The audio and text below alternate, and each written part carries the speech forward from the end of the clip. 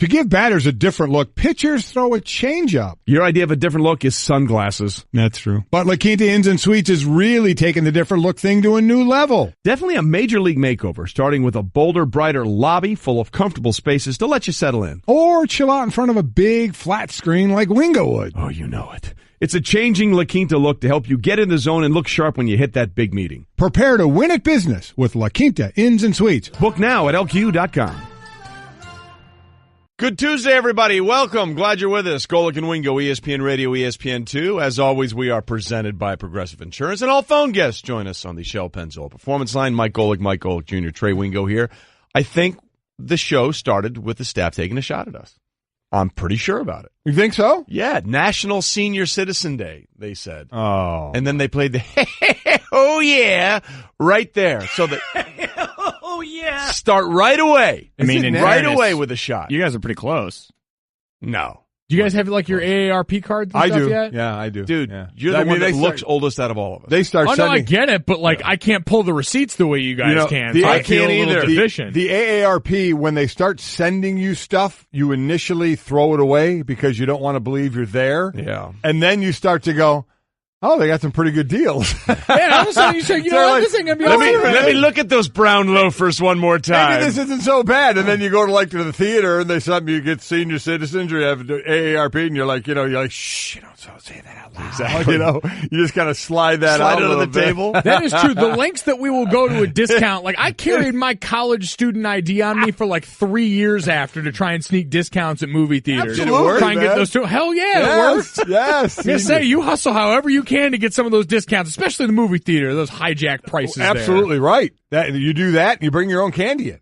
I'm waiting for Without the movie. question. You bring your own candy? Are you kidding me? That guy, really? I've brought hot dogs into a movie theater. I've done that. So yeah, okay. I brought a few beers in the movie theater before. I mean, listen, you got to do what you got to do. Subway sandwiches. I've done that too. Yeah. so you know what I'm waiting for? Because the trend in sports has been in all these stadiums, you've brought down the prices of concessions in the stadiums to try and. I'm waiting for that trend to hit the movie theaters, man. Yeah. I'm tired of paying double-digit prices for a bowl of popcorn. Right there, right off the bat, at Golic and Wingo, what's the best thing you've ever brought into a movie theater? You've all done it.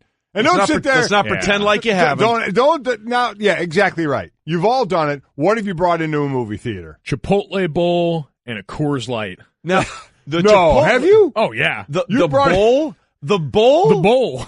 No, I get like a sandwich. How did you bring the bowl in? Pretty easily. Get a big hoodie, nice fluff. It's the winter time in South Bend. Yeah, I already look puffy. Like it's the offensive line thing helped you there. That's the thing. Offensive line thing helped you there A massively. little thick around the middle, so you're not really going to be able to distinguish the tinfoil bowl from anything else. The perfect crime. Love that. So there you go. It's going to be on our at Golic and Wingo. What have you brought into the movie theater? That's Golic and Wingo, we're here for you. Ways around all the rules. How about it? And was it last night was like putting on the comfortable pair of shoes. It was. Monday Night Football, you knew right around 8 o'clock you start getting in that football vibe. It was awesome. It was, and to the point you brought up yesterday, Junior, I got in the car this morning and it said 59 degrees. And I'm like, it did. Right. Yeah, a little bite right there. A little chill in the air. And then I thought, I still want my summer. But I'm happy that Monday Night Football is back. All right, let's get started. With what's trending, and the AL West is what everybody's talking about, brought to you by Lowe's. Pros in the know start with Lowe's. Go to lowesforpros.com for details. And Robbie Cano announced his presence with authority. And the 1-0 pitch on the way to Robbie. Swinging a drive into left center field. Kept to the warning track to the wall. Goodbye baseball. Robbie Cano with a 3-run home run into the Mariners bullpen. Holy smokes, and the Mariners take the lead. 7-4 over the Astros.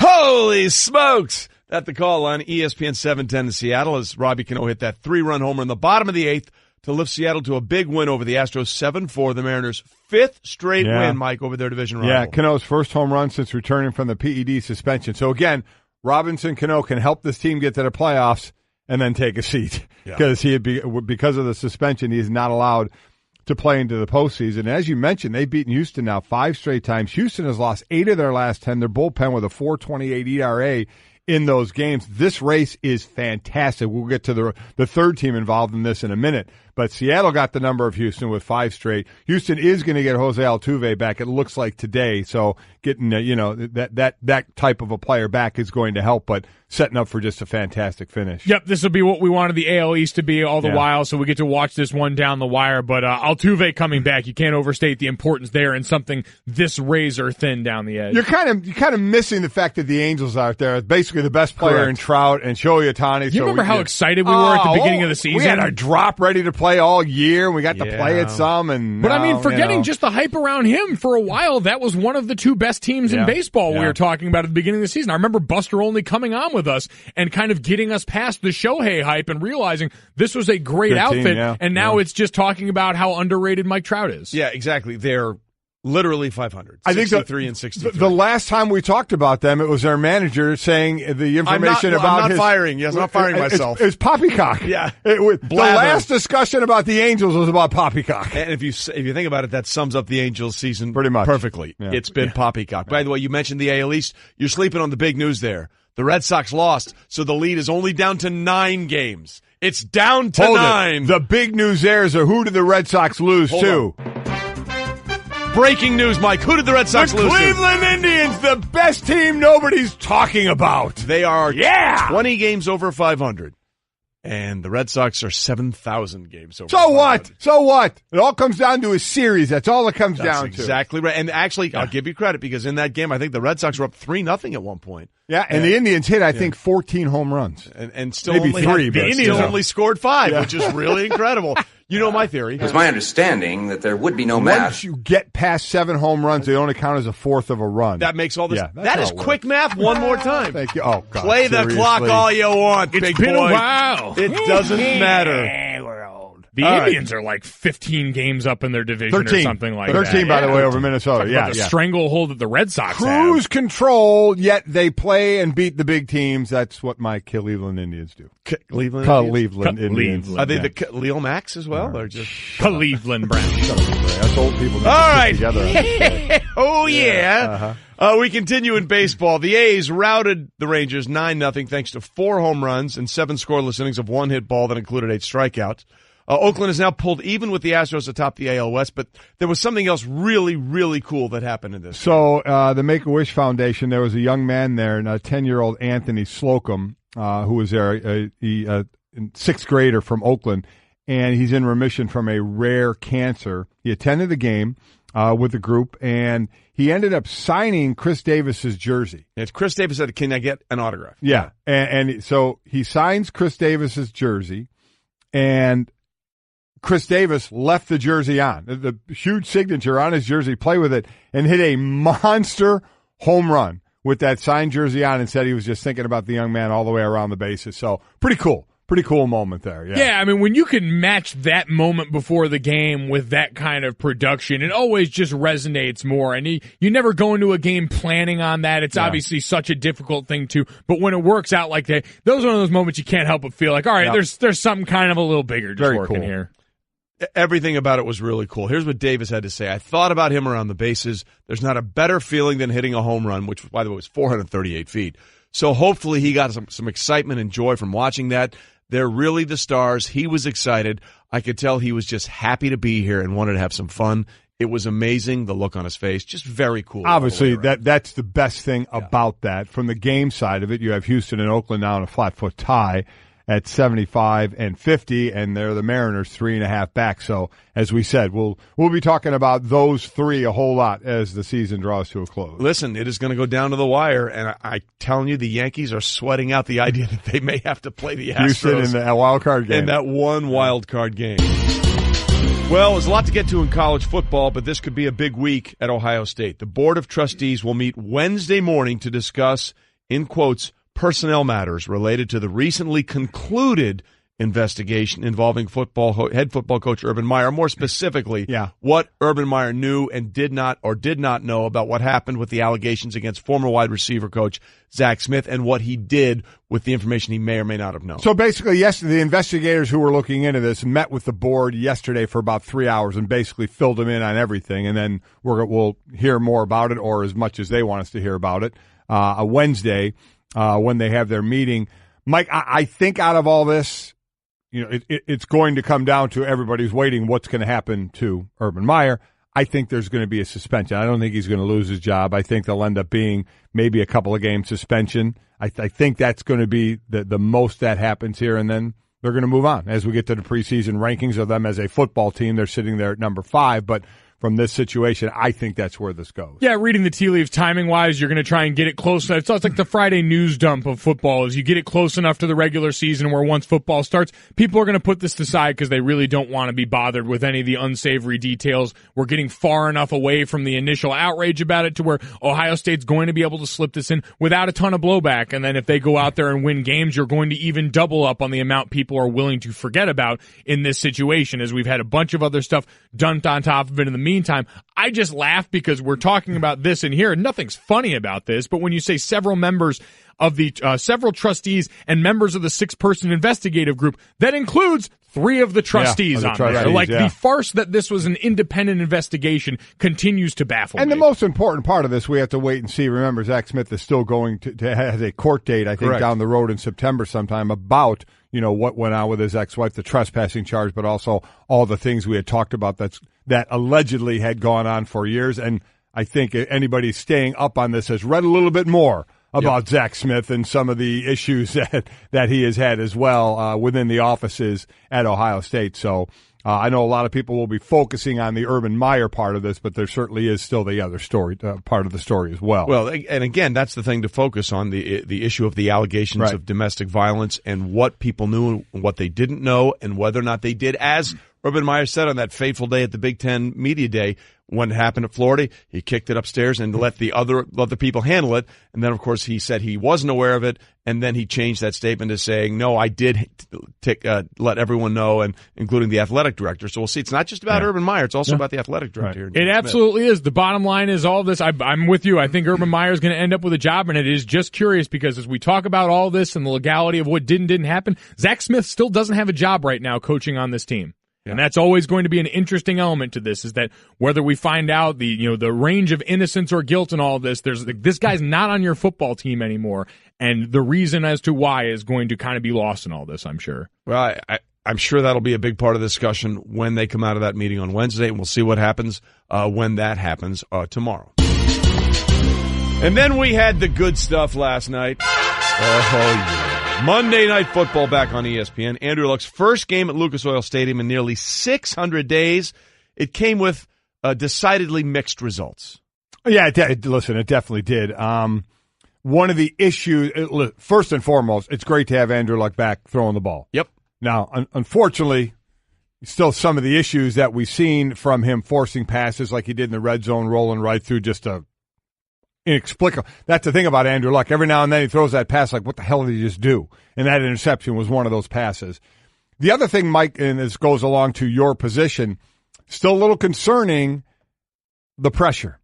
Still got pressured on, I think, over half his throws. You look at the 5 years that he's played, he's like the 3rd most pressured quarterback, I think 2nd most in the pocket. Now, there's been an ever-changing offensive line, and they pick up the best lineman in the draft in Quentin Nelson. They get Ryan Kelly back, the center from Bama, who's gone through some injuries as well, and you hope to solidify that. But I think out of his 15 passes, pressured on 7 of them, so that's still something they're going to have to clean up. And this was a Baltimore defense that we're used to being a pretty consistent product. Terrell Suggs, the ageless wonder, getting home to Andrew. Although it helps, Anthony Costanzo, starting left tackle, was out last night. Exactly. Braden Smith, you had a rookie who played guard in college, kicking out to tackle at the right tackle spot. So the edges are still something that needs shoring up there, and I think will look a little better come the start of the season, but it was absolutely an issue last night. And so I think if we know that that's still, at least in the early portion of the season, going to be something where maybe we see some leakage, do we see a better version of the Andrew Luck that's going to take a little bit better care of himself? Because that was the other part of this. Towards the end of the Andrew Luck, the healthy Andrew Luck cycle, we had started to kind of sour on him. We said this is a guy that makes a few too many mistakes that are inexcusable. This is a guy that puts himself in harm's way a little more often than he needs to. And so now how quickly will we get back and maybe see a change in that part? Well, yeah, that's a great point, because back to the 2014 season when the game against the Broncos in Indianapolis, where Luck he punctured had, I can't remember, was it? It's like didn't he have like a lacerated kidney or a lacerated spleen? It was on a run that he didn't need to take and a hit he didn't need. I mean, he was trying to go downfield and barrel down there and make a play, and it was just, to that point, as much as they've had problems on the offensive line, and they have been well documented, that was a hit that he put himself in harm's way where he didn't have to take, right. And that's going to be part of this. So, the entire game was sloppy. From the offensive standpoint, specifically from the starting unit for the Colts. I think Luck was in there for 5 series, and he went 6 of 13, 50 yards. The interception in the red zone, which was really bad. They didn't have much of a running game. And then you mentioned Terrell Suggs. That was the moment when he got home to Andrew Luck, and everyone was holding their collective breath. And the worst thing, according to Andrew Luck, might have been the best thing. Sort of happy to have been sacked by, Suggs and a legit, sack. I was like, I landed on my right elbow. It's sort of reminiscent of how I injured my shoulder a couple years ago, and I didn't feel anything. Didn't give it a second thought. So I think that's actually a big deal for me, and being able to sort of lose that thought bubble, if you will. Is that not peak Andrew Luck?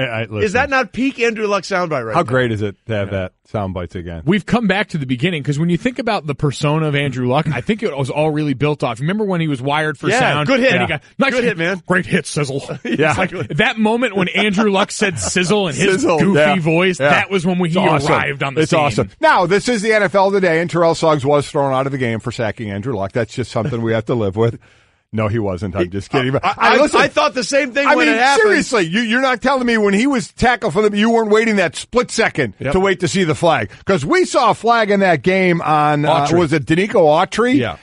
That I had to rerun twice just to find out where the hell he was in the play and what he did. And then what he did does not deserve a flag, and thought, oh my God, it's still going on. So don't act crazy when I was surprised Terrell Suggs didn't get a flag for touching the quarterback. You know what is interesting, though, just as you joke there, but I was thinking about this the other day, the one thing we haven't seen yet, when the real panic switch gets hit, the refs have the ability to throw a guy out. Yes, they do. We have not. In all the instances we've seen, I'm really surprised we haven't seen that yet, because getting that out of the way now, you guys had Mike Pereira on yesterday, and he talked about the tendency to overflag in the preseason. You'd figured they'd want to get a moment like that out of the way now, because if you have the first ejection in the regular season when something's on the line, you are going to have DEFCON 5. And again, to that point, we had Mike Pereira, Fox NFL rules analyst, as also the former VP of officiating in the NFL, on the show yesterday, and he alluded to the point that a lot of people have made. Look, in the preseason, you're going to get more flags until we try and figure out exactly what we're looking for and what everybody can be dealing with. I think that we're overreacting a little bit, because, and I've said this a couple times, in the preseason, I used to tell officials, all right, we're going to make a point of this point of emphasis. So we're going to throw, and we're going to have a lot of penalties, and we're going to take the criticism. But once the regular season starts, we're going to back off a bit. And people used to ask me, do you officiate differently in the preseason than you do in the regular season? And I would lie and say no, when in reality, we always try to make a point of something. I thought that was one of the greatest things he said yesterday. I mean, it's always easier to say that when you're away and outside the system. But look, we all know it and we all see it. And I do think there will be an adjustment once the regular season starts, specifically with this rule. Well, we know the dialogue already with teams has been confusing. When the officials were here, Mike, you were in that meeting with a bunch of players, former players like yourself, who were all still. You walked out of that meeting, you guys still confused as to what the deal was? Al Riveron was here trying to explain it all? Yeah, he was. I was less confused. I think it was less confusion and more frustration, because defensive players feel helpless, and that's what a lot of the defensive backs, the former defensive backs in our room, felt there. So, and according to our own Chris Mortensen, the NFL is having daily dialogue about the application of this rule. They're assembling an updated video teaching tape that's going to be distributed to game officials, coaches, players, and hopefully us as well. So we can all continue to try and be educated on this. They have a conference call set up for tomorrow to discuss this, because that's what we're all waiting for at this point, right? We're all clinging to the hope they can't do this in the regular season. They can't be throwing flags the way they're throwing them right now. We're all hoping that, aren't we? We're all clinging to that, praying to God that they don't do this in the regular season. Well, let's be honest about it. They're having a daily dialogue because everybody in America is having a daily dialogue about the exact same thing. And that's good, right? Yes. Like, think about what we've already seen in the preseason. From the Hall of Fame game on, when we first started seeing these called, they already changed the way it's called. Like you heard in that game, we weren't sure coming in the next game day how many of them were the helmet penalties. And so they changed the verbiage. So now it's lowering the helmet to initiate contact. There was already a distinct adjustment. The worst thing the NFL did was in the rollout of this back in the spring, when they basically said there's going to be a helmet rule, they're going to be flagged, and they gave us nothing else. They gave us crickets. And so we were all a little bit agitated by that, players included. What's going to this is my prediction. Just like with the speed of the game with players, what do we always say with rookies coming in? When you get to the regular season, speed kicks up a little bit, right? There's an adjustment period for these guys. And then the game slows down. We've got officials that are rookies when it comes to calling this right now. The speed of the game is going to tick up. I guarantee the first couple weeks are going to look kind of ugly, and then it's going to slow down, and they're going to get used to the way this is called, what they're able to see when and how, the mechanics of all this, and I think it gets better from there on out. I would look at that quarter season mark the way we do kind of with offensive line play in the NFL now. Quarter way through the year usually gets a little bit better. I hope so. Listen, they're throwing a lot of flags now, and I'm not saying this as a former defensive player, but the situation of not throwing flags on the running backs who are lowering their heads consistently. Yes. They're still not throwing. Now, we've gotten a few flags on some of the running backs, more for blocking, quite honestly, than I've seen them running. I saw a couple of running backs block, and they would call it. But as far as running, when they get in the open field, they're dropping their heads. They're throwing a flag like crazy, but they're not throwing it on that. Right. If you're going to throw it on that, son, because you're trying to have a teaching moment of saying we don't want this anymore, but you're not dissuading running backs from doing that at all. Actually, I'm glad you brought that up because remember a few years ago that was going to be a foul in the league, and then that went away. Quietly. Very, very quickly. Yeah. To your point, Junior, about they rolled this out in the spring, and we didn't hear anything. It wasn't the only thing they tried to roll out in the spring, and suddenly it needs to be revised because they're going through that as well. Yeah, so we'll see how that all changes up.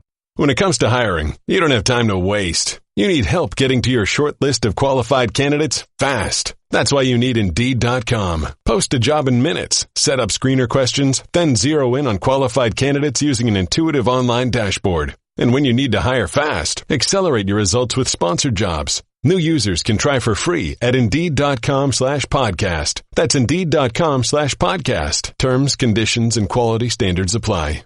Support for the Golic and Wingo Show podcast comes from our friends at Rocket Mortgage by Quicken Loans. Let's talk about buying homes for a minute. Because of rising interest rates, there's a lot of unpredictability when it comes to buying a home these days. It's causing a whole lot of anxiety with folks. Well, our friends at Quicken Loans are doing something about it. They're calling it the power buying process, and here's how it works. Quicken Loans will verify your income, assets, and credit in less than 24 hours to give you a verified approval. This gives you the strength of a cash buyer.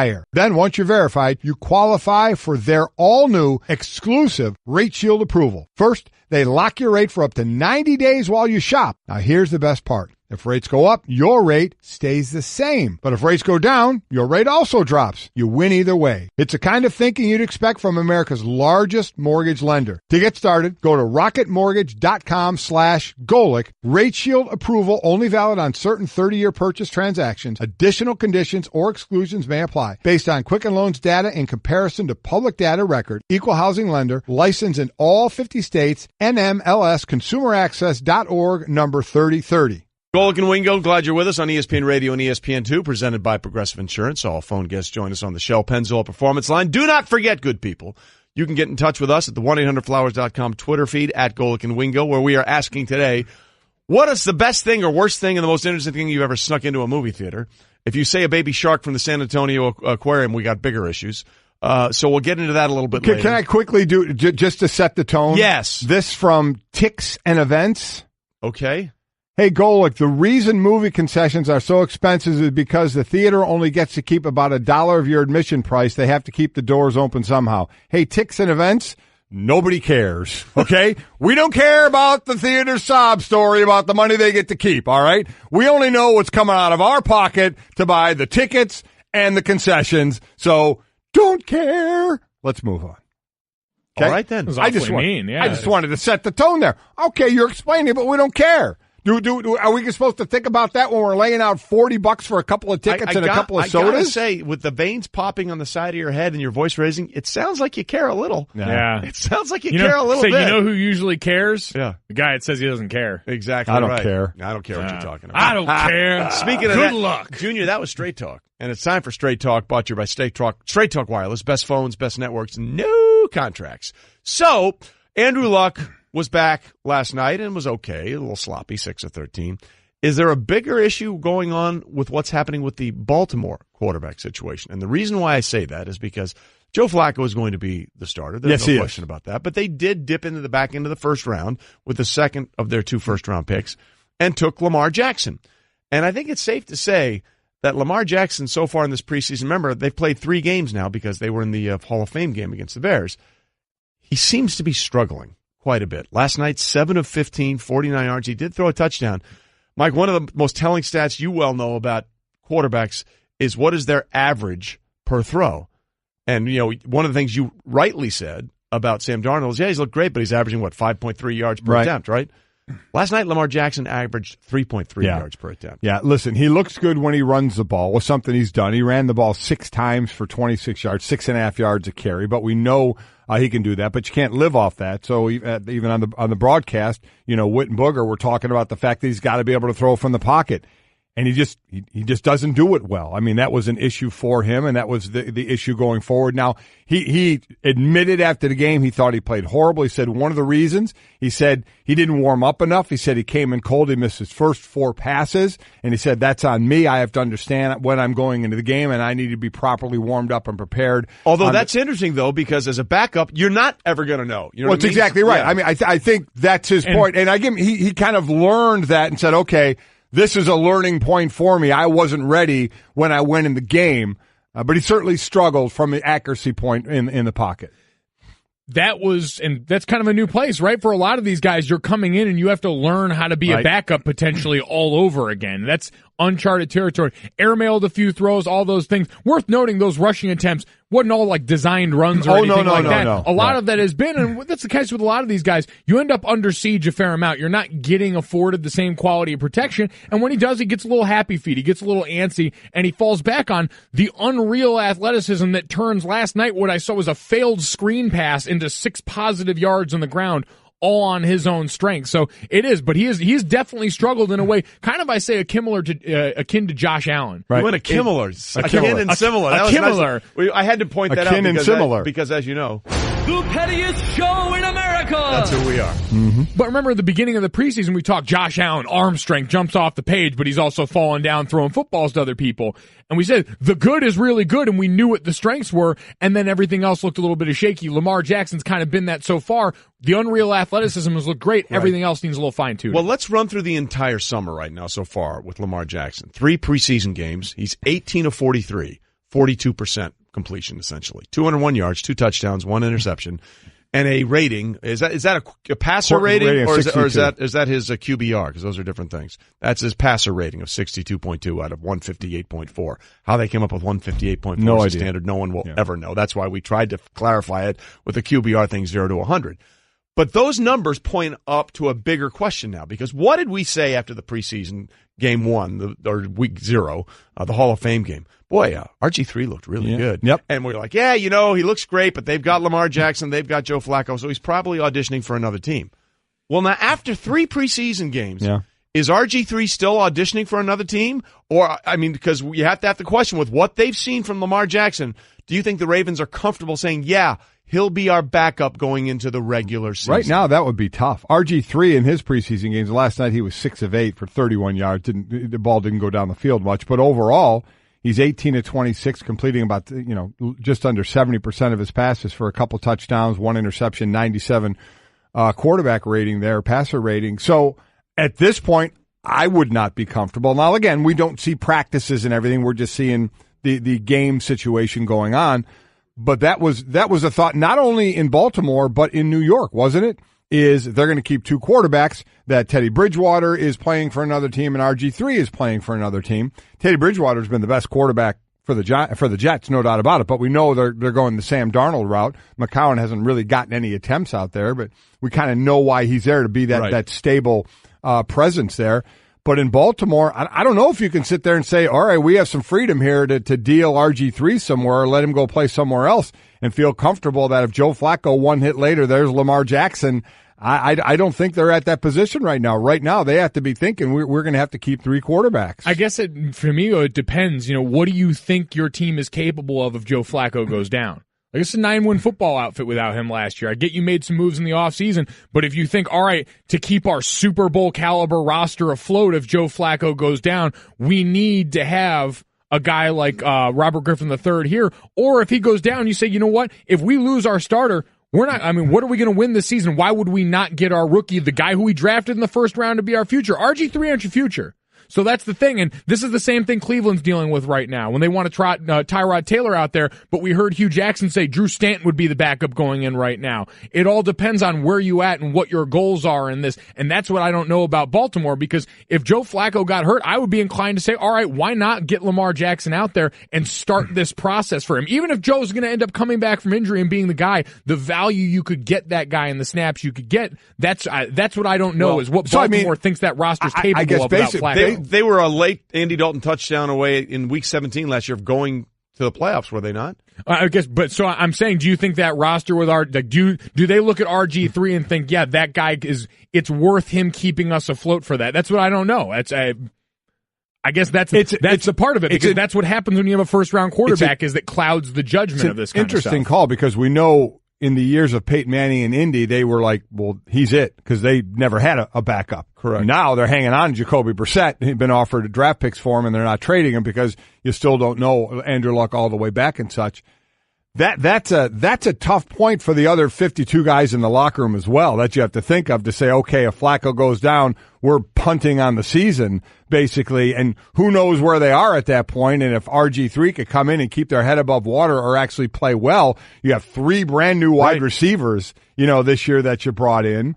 That would be I know what you're saying, but boy, that message to the rest of the team, because I agree. John Fox sat in here and told us, he said, players know what's going on. So if we see it in the preseason, and that's truly what's going on, players know that Lamar Jackson they may say, boy, he may get there, but man, he's not ready right now. And if all of a sudden the reins are in his hands, not that you're going to, lose your mind, or you're going to have some disgruntled players on that team saying, what did we do? What did we let a player go here in RG3 that could maybe take us somewhere? I think, listen, there's a lot of decision-making that the Ravens have to have, and RG3, I think, is to this point through the preseason, has played his way on to being the backup of that team. We'll see what happens going forward, but there hasn't been a lot of positivity from Lamar Jackson yet, and that's fine. He's a young player, but look, the one thing the Colts have is great quarterback depth right now. With Andrew Luck and behind them, Jacoby Brissett, they may have one of the best setups in the entire league.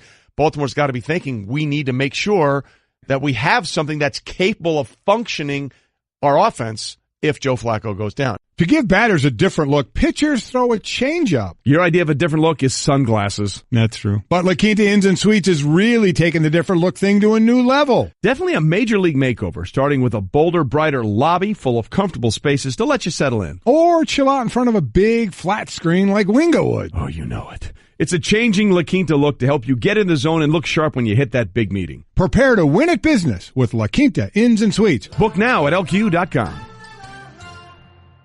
I think the show started with the staff taking a shot at us. You think so? Yeah, National Senior Citizen Day, they said. My age, the mind starts playing tricks. Do you guys have like your AARP cards and stuff yet? Yeah, I do. The AARP, when they start sending you stuff, you initially throw it away because you don't want to believe you're there. Yeah. And then you start to go, oh, they got some pretty good deals. Oh, yeah. Gotta hate Cliff. That early bird special, man. That goes. Hey, dinner at 4:30. You're good. SportsCenter brought to you by Dollar Shave Club. Dollar Shave Club is amazing shower, hairstyle, oral care, and yes, shaving products. So no matter how you get ready, they have everything you need. And right now, you can get an amazing deal on any one of their starter sets at dollarshaveclub.com/Golic.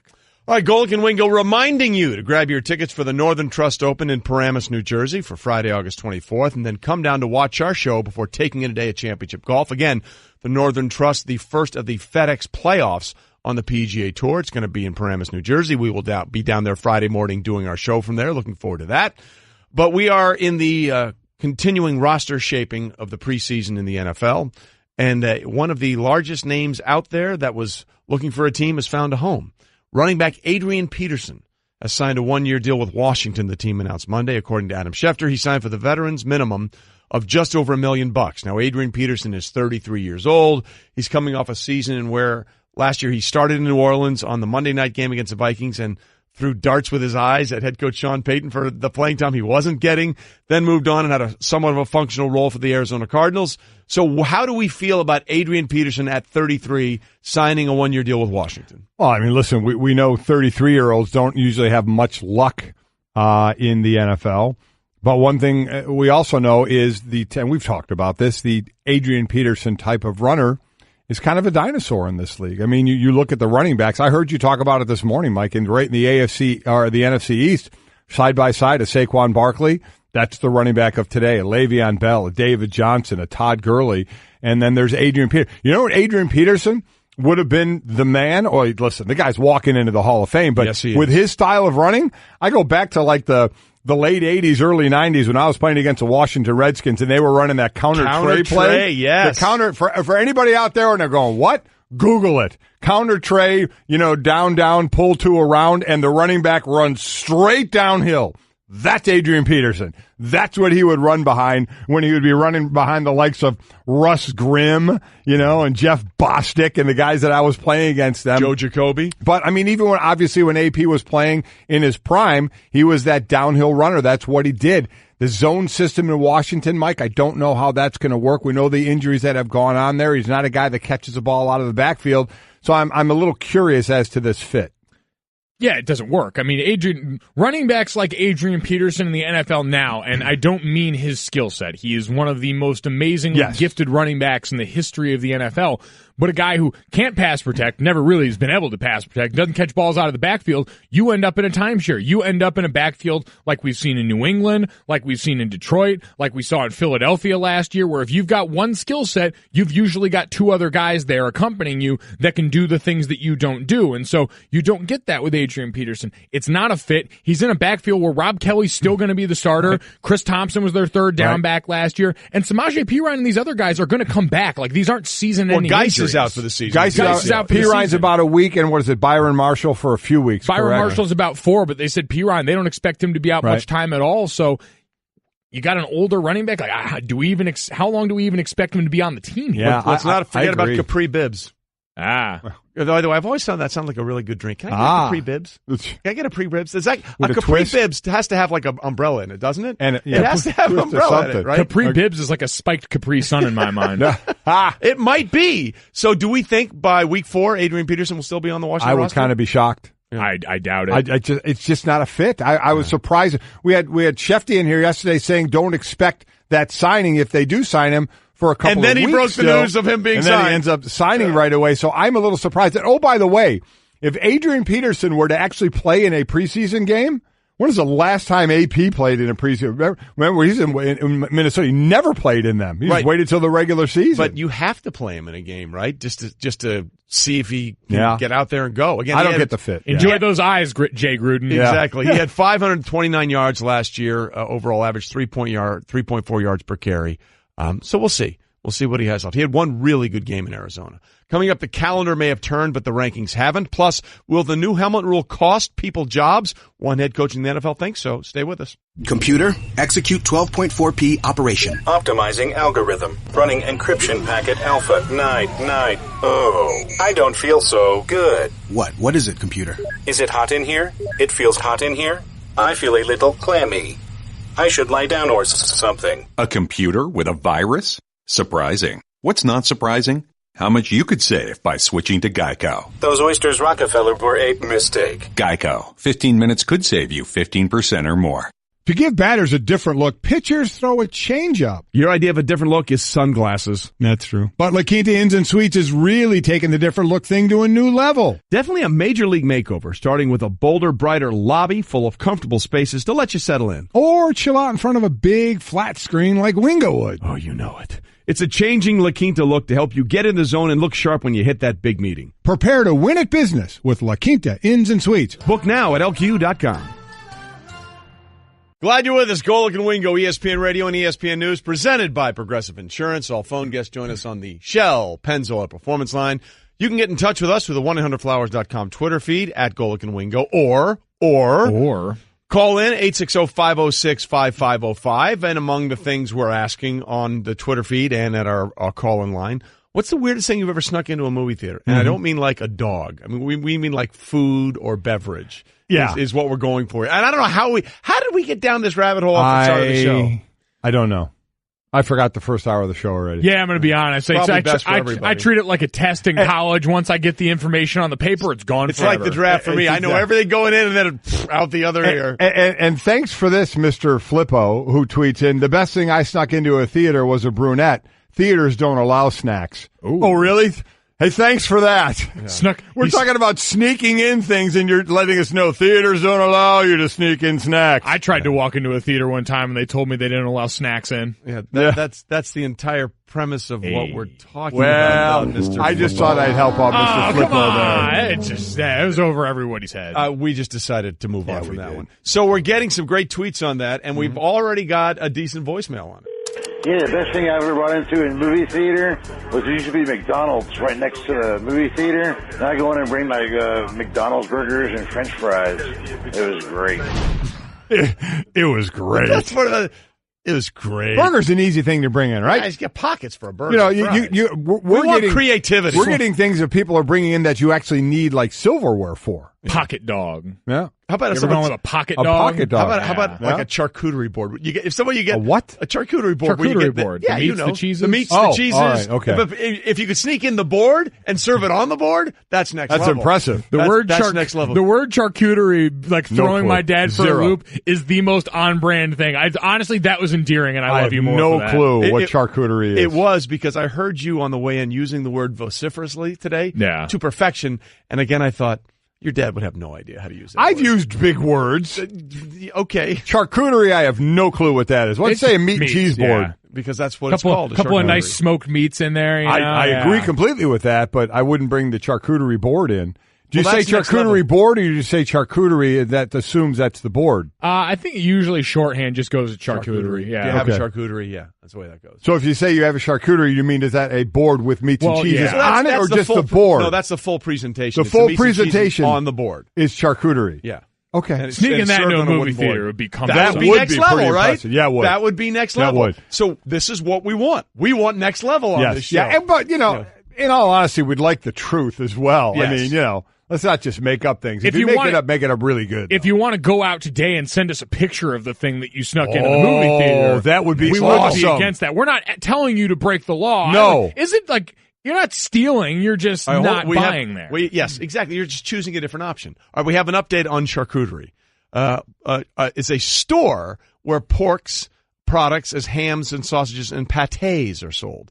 So the name charcuterie really refers to that. So I guess you'd have to So you guys are using it incorrectly. Well, no, I think we No, you were using it incorrectly. Hold on. We said charcuterie board, and then you asked us if it can be just charcuterie, and that's where we messed up. Yes. I think it has to be called a charcuterie board, is what we figured out. And again, I don't know where charcuterie belongs in this at all. This is where, I don't know where the whole sneaking things in a movie theater belongs in a sports radio show, but and we went again, there. We are not telling you to sneak things in. But we're not telling you not to. For some reason, if you do and you get a picture of it and send it to us, that would be awesome. Good things may happen. Make it like a full ham or something cool, too. Something. A full ham. Now we're going down the road of Dan Aykroyd in Trading Places where he brings the salmon through the Santa suit. Oh, yeah. And there's now just we're talking. hair. And if you get arrested, hair all over that. If you get arrested, Phil, seriously? for crying out loud, Trading Places is a classic. It's from your town of Philadelphia. That is a fine. Get out of here with that. Did you call him Phil? Yeah, The movie's from Phil? 1983. Yeah, Phil. I did. I called him Phil. Well, just come out with Doc Clippers. Doc Clippers? Phil. Who the hell is Phil? Cut that one. I don't know why'd you call him Phil. I don't know. I don't know. I don't know. Do you have a Phil in your life you're really angry with? I just had an out-of-body experience. Phil is the last person that brought him a charcuterie board. And I saw Trading Places with. You know what's great is we get the natural end to when we know we need to move on. Yeah, and Phil is what we just did. And you know what? That was it in every way, shape, and form. So we move on. Let's go to what's trending. Does anyone know who Phil is? Monday Night Football on ESPN. Andrew Luck's first game back at Lucas Oil in nearly 600 days. mixed results. He went 0 for 3 with a red zone interception in his first 2 series before settling down on a 12-play, 48-yard scoring drive. He finished 6 of 13 for 50 yards and the red zone pick. He took a couple of sacks, one of which he liked. Yeah. He was actually glad he got hit because he landed on his right elbow. He said something he did when he hurt his shoulder, so he was happy about that. Still a little shaky here. Bad red zone interception, forcing the ball, something we had talked about him doing while he was going through his injuries. O-line, little leaky, but left tackle were not there out of this game. Anthony Costanzo out. T.Y. Hilton also out of the game, too. Right. So the marquee weapon on that offense. Though I will say, in our little Draft Kings thing that we do every Sunday, Jack Doyle is going to be a staple on my offense. This dude is going to get a lot of balls thrown to him from Andrew Luck, no doubt about it. But a step in the process for Andrew Luck. We're just happy to have him back on the field throwing the football. Now we need to hone in a bit. It's not like the offense has put him in the position or asked him to make a lot of those deep out throws that everyone wants to see, which, as we've talked about with the amount of injuries in these preseasons, is probably smart. Like, why put the goods on display any sooner than you need to? Yeah. And the one thing that was on display last night was the ability for Andrew Luck to bounce back from a sack. He got a big hit from Terrell Suggs and talked about it afterwards in a joyous manner. Sort of happy to have been sacked by, Suggs and a legit, sack. I was like, oh, I landed on my right elbow. It's sort of reminiscent of how I injured my shoulder a couple years ago, and I didn't feel anything, didn't give it a second thought. So I think that's actually a big deal for me, and being able to sort of lose that thought bubble, if you will. God, I love him. How do you get mad at that guy when he makes, even when he threw the interception in the red zone, he got done and he was smiling and you could see him gosh darning himself over there and patting his teammates on the back. I'm not going to lie, though. I didn't hear a lot of that because when you said, why would you put your goods on display, I thought of my single years. The pettiest show in America. Oh, I got the bad joke horn, but that one gets to skate. Mm-hmm. No, I thank you. Hit them all. By the way, we are horrific. We are terrible. I mixed up manner and fashion. You did. Came up with Fanner, so I called you out for something. You called similar. Cliff Phil, so we're. By the way, also not playing last night, Phil. No, Phil did not play. Did not play. One other thing, by the way, Andrew Luck was trying to build some confidence, and Confidence Theme is brought to you by National Mortgage Lender Quicken Loans. Apply simply, understand fully, mortgage confidently. One thing we can say for sure. You still have confidence in Adam Vinatieri's leg. Yes, you do. 57-yarder. Absolutely right. The ageless wonder. It's got to be 50. I think he's 47. It's unbelievable what he is doing. And I think he might be a first ballot Hall of Famer. Yeah. Remember, there are only 2 pure kickers in the Hall of Fame, Jan Stenerud and Morton Anderson a couple years ago. I think he might be a first ballot he's guy. going to be in. It's just a matter of when he gets in. And, if he doesn't get in on the first ballot, will he go and have his own ceremony? Exactly. He'll turn 46 in December. So you're prematurely aging him to our level, but he's getting up there, but he'll be 46 in December. So he'll enter the season as a 45-year-old kicker who can still make a 57-yard field goal. We continue with what's trending, and this is an interesting comment from Vikings head coach Mike Zimmer. He says the new helmet rule will, quote, cost some people some jobs. Obviously, very critical of the league's new helmet rule, calling it hard to figure out. And then he added on, it's going to cost some people some jobs. Playoffs, jobs, the whole bit, I'm guessing. Well, listen, we continue to wait to see what happens in the regular season, but it's going to cost jobs. It's going to cost people money. There's going to be fines that are going out for this, possibly suspensions as well, which is going to not get you paid as well. I think, like him and like players, are all kind of very interested on where this is going to go. It is still so much up in the air, and as we talked about earlier, we are clinging to the hope that, it's just preseason, they're going to throw a lot of flags, and we'll get this thing all ironed out in the regular season, and I just don't know how true that's going to be. If you're talking about the trickle-down effect of defenders being unsure about when and how they can hit and giving up extra yards and all that stuff, I'm with you, but if he's worried about what everyone's worried about, penalty in a big moment or something like that, I'm just glad we're deconstructing the myth that you can't win or lose a football game on one play. It's a relief to know that all the time we were being lied to about that. If we're that worried about this one instance, all of a sudden being the difference in not just a game, but a season, a job, a career. Well, listen, we already had Mike Pereira come clean when he was saying, yeah, we don't call the preseason games any different than we do the regular season. He admitted to that was the case. So we're learning a lot about the machinations of the NFL over the last couple of days. Did you go nay? Nay. Oh, yeah, I threw a nay. I hope the dripping sarcasm there was it was there. Mike Zimmer, by the way,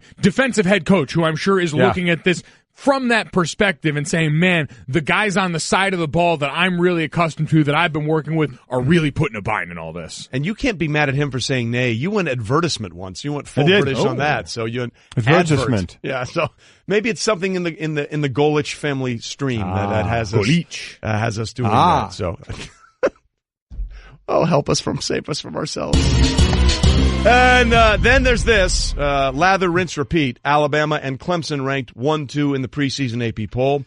Until now, since the preseason AP poll started in 1950, only Oklahoma from 1985 to 1987, in the glory years of Barry Switzer, had started number 1 in 3 straight years. Big in the top 3 for the 9th straight season, longest streak in the history of the preseason poll. Florida State was ranked in the top 3, 8 straight years, 11 straight season. Alabama has been number 1 at any point in the season. That the previous record was 7 seasons by Miami from 86 to 92. Listen, you could just number after number for Alabama.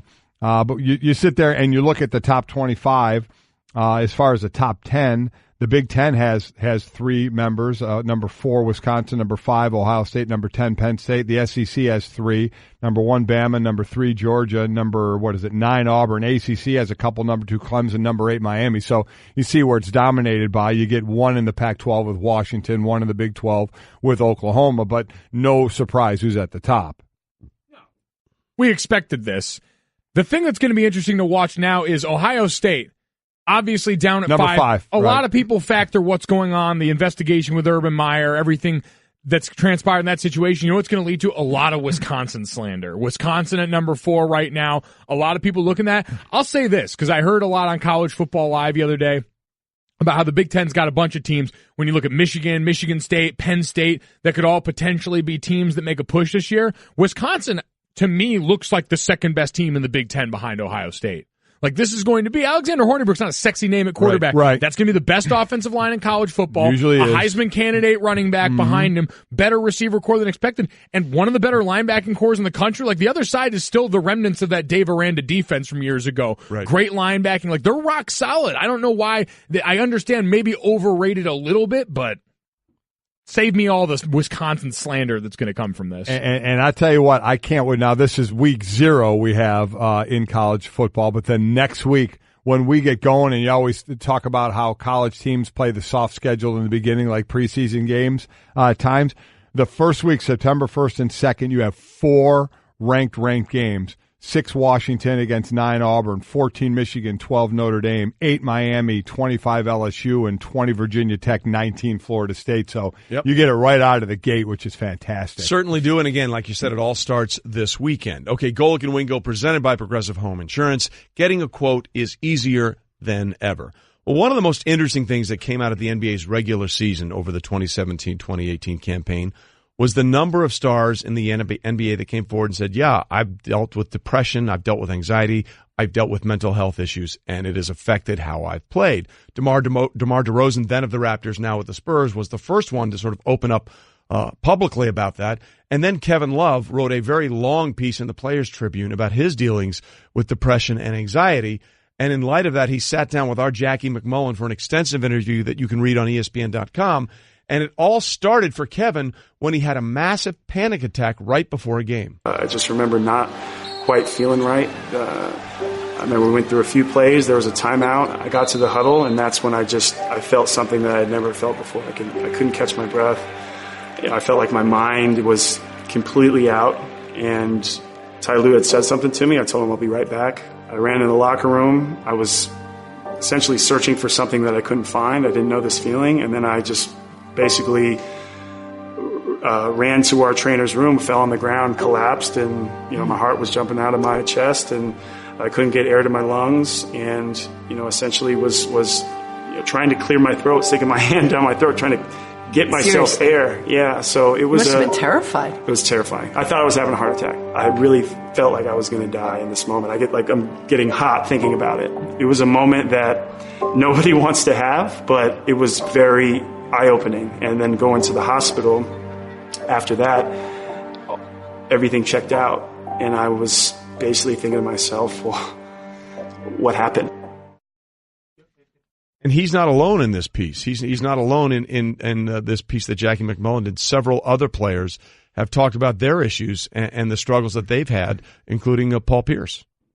You know, there are steps that we go along the way for professional sports, for professional athletes, especially the men's side of it. There is this testosterone, this tough guy image where you can never look weak. You can never look like you need help. You always have to kind of eat that and fake it.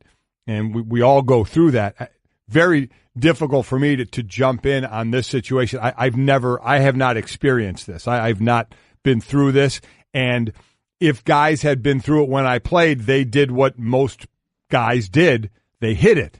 You didn't know it, or they dealt with it on their own. So to have it be able to come out, and you know, DeMar DeRozan has talked about it, other players have talked about it, to be able to talk about it openly and not have to eat it and hide it is obviously a step in the right direction. And again, I can't, what he explained, I never went through. I mean, you have nerves when you play, but never went through something that deep.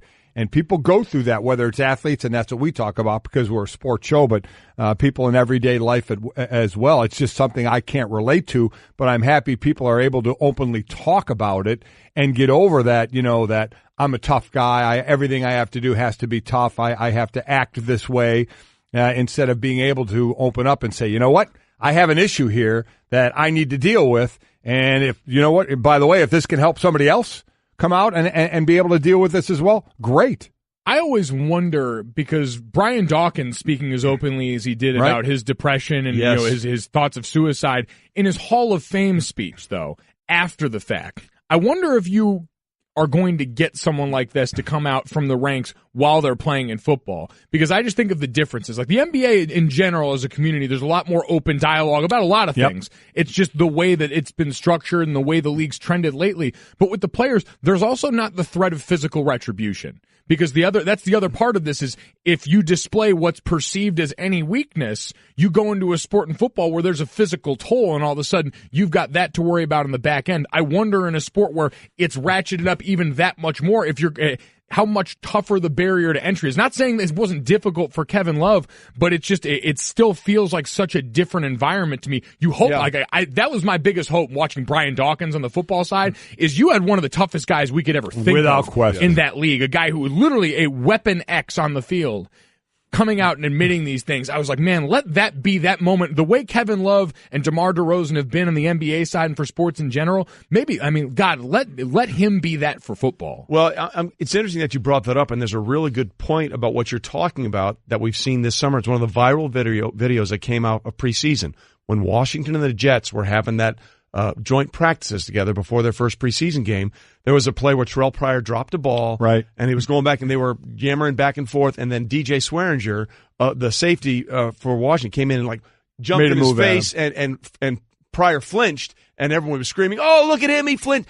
That's exactly what you're talking about in football, that mentality right there. Yeah, it's that mentality, but we also have to kind of make the careful delineation, because that we look at and we go, man, you flinch in that moment. There's a difference between that and then also saying, like, I've got this crippling anxiety when I'm off the field. But I understand that gets clouded really quickly with everybody because the label's soft, and that was something that Kevin Love talked about, is you get that lobbed at you, and Dad, you know that's the nerve that always hits with athletes, and it's overcoming. Like, all right, you can call me soft or call someone soft if they do what Terrell Pryor did, and we can all kind of laugh about it because it's inconsequential. Right. But when you throw that at someone who's dealing with something like Kevin Love, who might have something on the outside, all of a sudden we now understand, all right, that's gotten old and that's gotten tired. Yeah, to your point, if someone in the NFL who is playing, like you said, had an interview like that and said that, and then to your point again, how would it be when they walked on the field? Would that be used against them? Would somebody talk smack to them about that? I would imagine that's where you're going in this,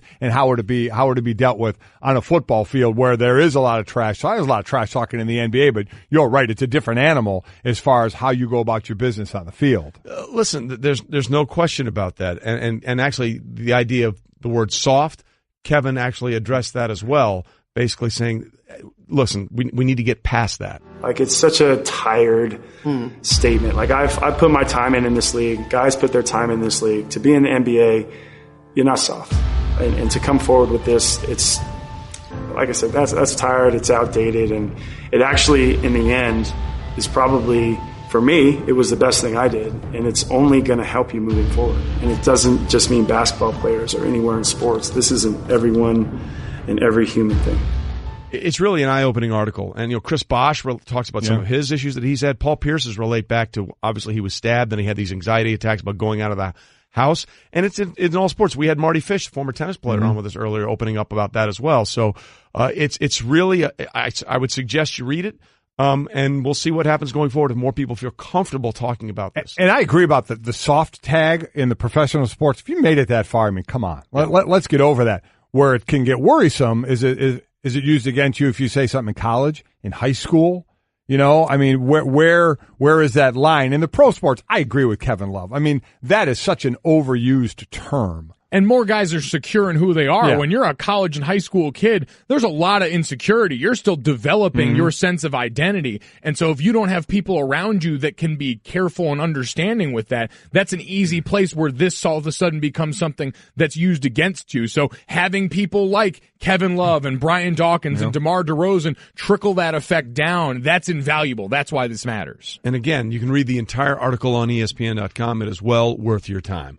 When it comes to hiring, you don't have time to waste. You need help getting to your short list of qualified candidates fast. That's why you need Indeed.com. Post a job in minutes, set up screener questions, then zero in on qualified candidates using an intuitive online dashboard. And when you need to hire fast, accelerate your results with sponsored jobs. New users can try for free at Indeed.com/podcast. That's Indeed.com/podcast. Terms, conditions, and quality standards apply.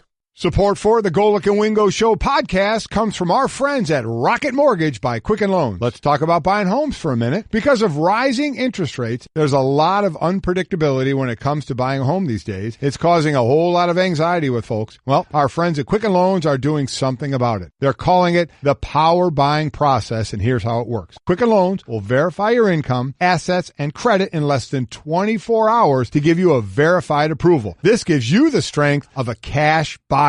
Then once you're verified, you qualify for their all-new exclusive Rate Shield approval. First, they lock your rate for up to 90 days while you shop. Now here's the best part. If rates go up, your rate stays the same. But if rates go down, your rate also drops. You win either way. It's the kind of thinking you'd expect from America's largest mortgage lender. To get started, go to rocketmortgage.com/Golic. Rate Shield approval only valid on certain 30-year purchase transactions. Additional conditions or exclusions may apply. Based on Quicken Loans data in comparison to public data record. Equal housing lender. Licensed in all 50 states. NMLSconsumeraccess.org number 3030.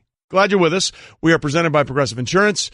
All phone guests join us on the Shell Pennzoil Performance Line, and we are reminding you that we'll be on the road Friday at the Northern Trust, the first stop of the FedEx Playoff Championships on the PGA Tour. We're brought to you by Progressive Insurance. Cars, homes, boats, motorcycles, RVs, and more at Progressive.com. They sponsor us on the road. We will be there, and we all thought going into the preseason, or maybe after week one, that the most likely candidate to keep the streak going of at least one rookie quarterback starting week one in the NFL, which has gone on a decade now, 10 straight years, would be a team in the New York area. And that would be Sam Darnold of the New York Jets, although I listened on the way in, some people are angry that they consider the New York Jets who play at the Meadowlands part of the New York City. They're the New York Jets, okay? They're not called the New Jersey Jets. Maybe they should be. They're the New York Jets, so we lay claim to them like that, as the city does as well. However, it looks like there's the possibility that we could have two rookie quarterbacks starting week one, because the Bills have named Josh Allen as their starting quarterback for week three. And as we all know, guys, week three of the preseason is the final dress rehearsal for the first unit. ESPN's Chris Mortensen saying, hey, this is a real possibility. Allen had one of his best practices yesterday. That follows up 2 good preseason games. Panthers defensive tackle Quan Short said he was a steal in the draft.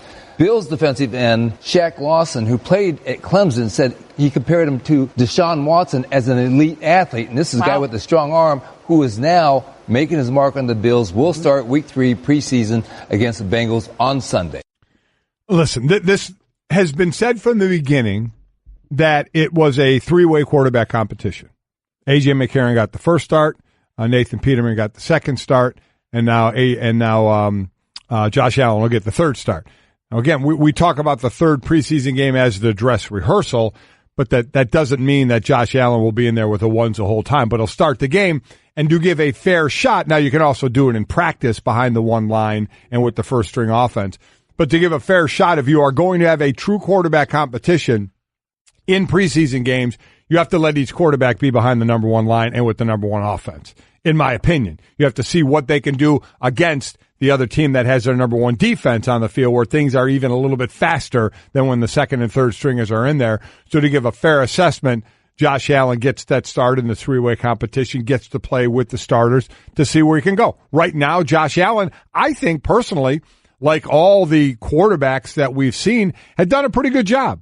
I think, as I said yesterday, going into the college season, we raved about them. Halfway through it, we said, wow, they all have issues. And right now, I think they're all playing pretty darn well. Lamar Jackson certainly struggling from the pocket, no doubt about that.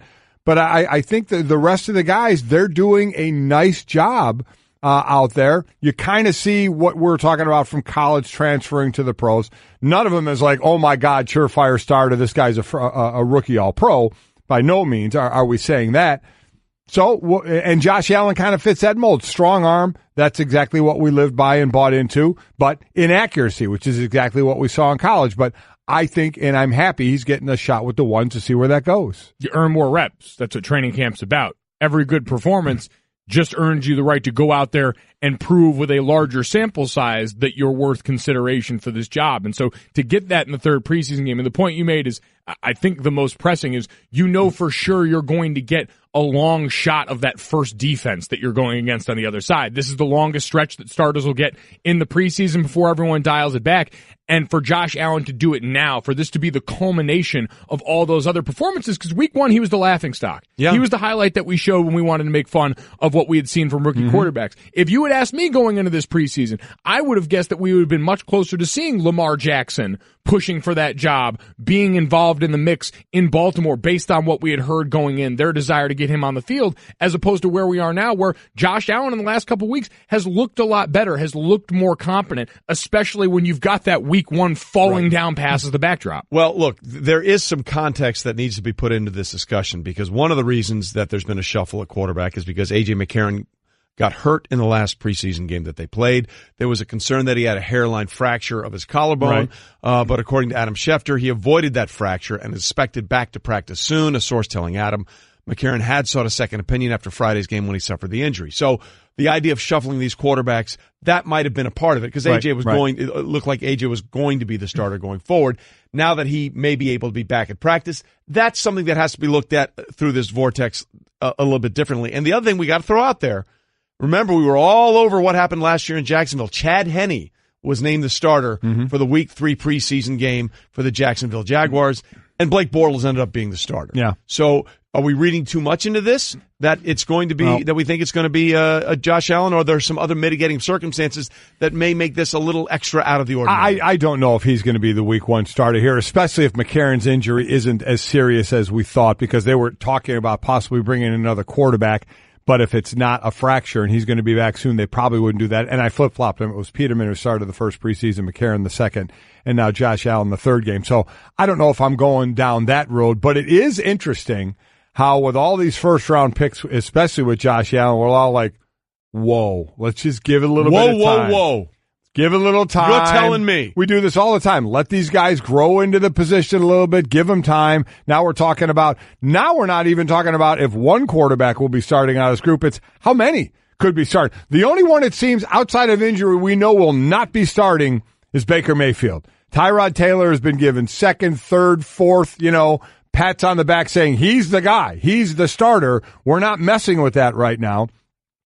Sam Bradford looks to be the starter out in Arizona. That looks to be somewhat in stone, but certainly they're not. Wilkes isn't saying it. It doesn't seem like Hugh Jackson is saying it ironclad in Cleveland. Yeah. And we know what's going on, obviously, with the Jets, and now we see this going on with the Bills, and also there's no chance of Lamar Jackson starting for the Baltimore Ravens. But if they're, quite honestly, would you put more stock in multiple first-round draft quarterback starting week one or none starting? Multiple. Yeah, easily. Multiple. I would as well. If I would as choice, well. Yeah. But you're right to the sense that there are a couple of things that are around the Josh Allen situation that may not lead it to believe what it normally looks like. And you're saying pump the brakes a little bit on him? So is Mel Kiper. Josh Allen shouldn't be playing right away. It's a recipe for disaster. He's a rookie. He's going to be forced there with a very subpar supporting cast. And it's a mistake to start Josh Allen against Baltimore in week one. That would be a huge mistake. I don't care what anybody says about his. We know he's got more talent than Peterman and McCarron. They knew that going in. He's got more talent, but he's not ready. Peterman should start opening week against Baltimore. If he doesn't, it's a mistake. We don't know Peterman got talent. He got talent in McCarron and Peterman. We had talent.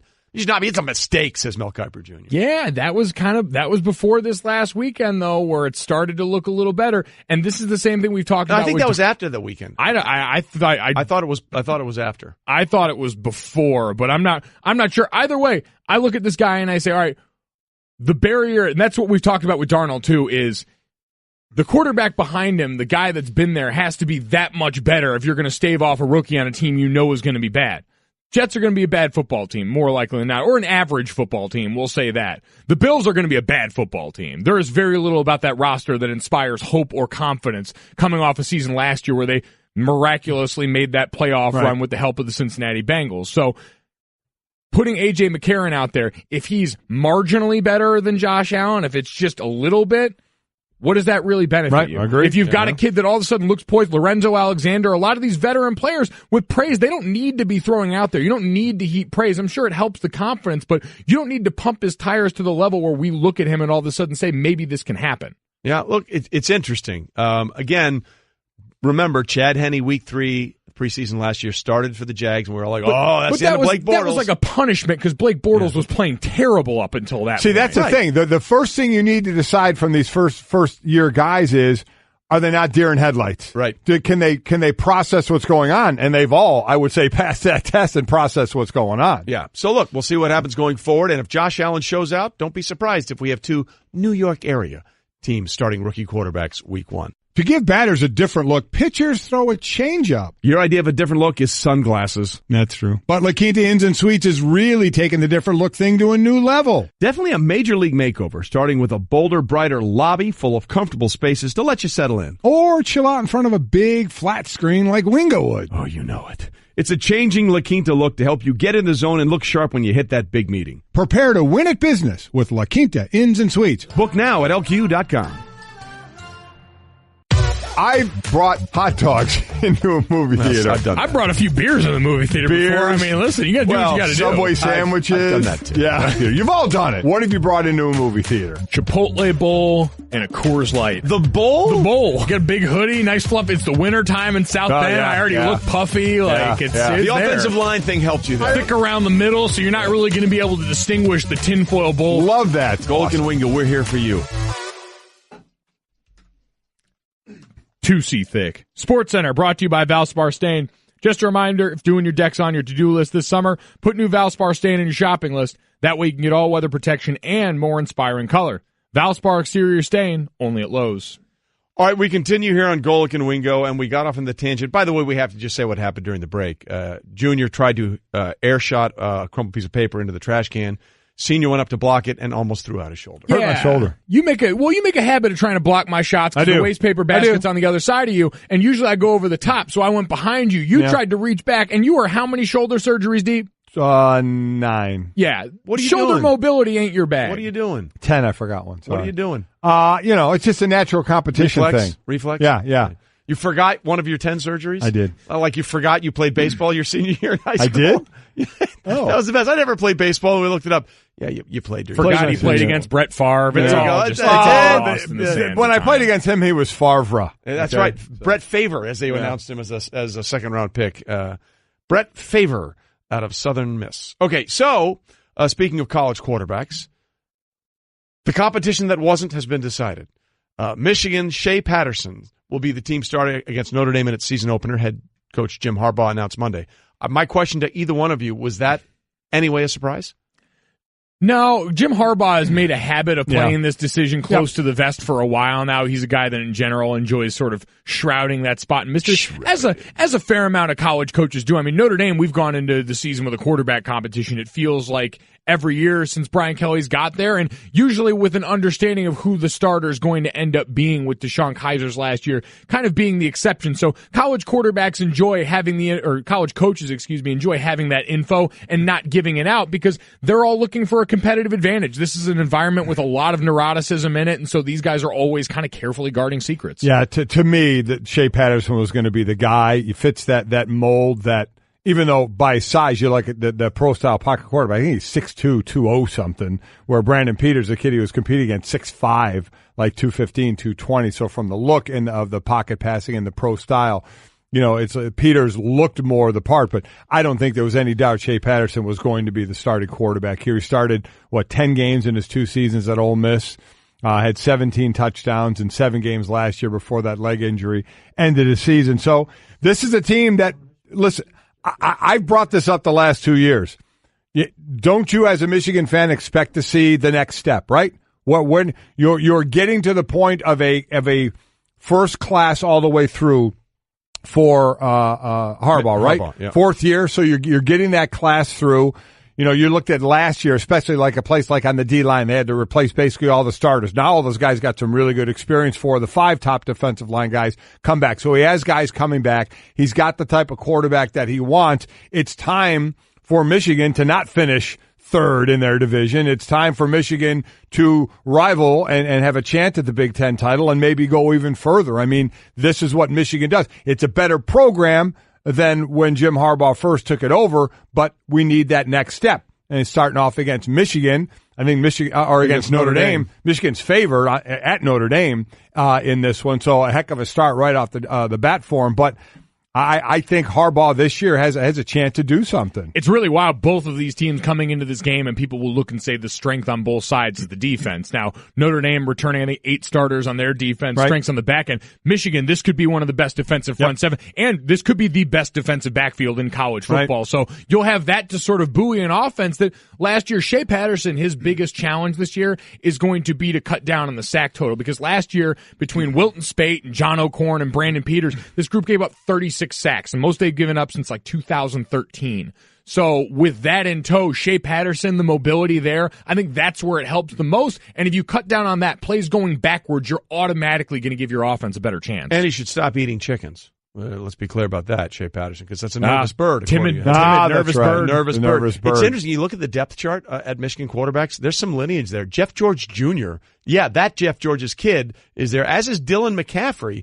The younger brother of Christian McCaffrey, who's playing for the Panthers. Dylan's a big-time recruit coming out of high school. He's the scout team player of the year for them. He was the guy you figured, because Harbaugh's been missing the quarterback, and that's the one thing we always said for him is when he gets that quarterback, will we win bait? And he got one delivered to him on campus now. We'll see what he does with it. 6'5", 217 going into his sophomore year. We'll see what happens with the future of him going forward. Here's what's coming up in the future.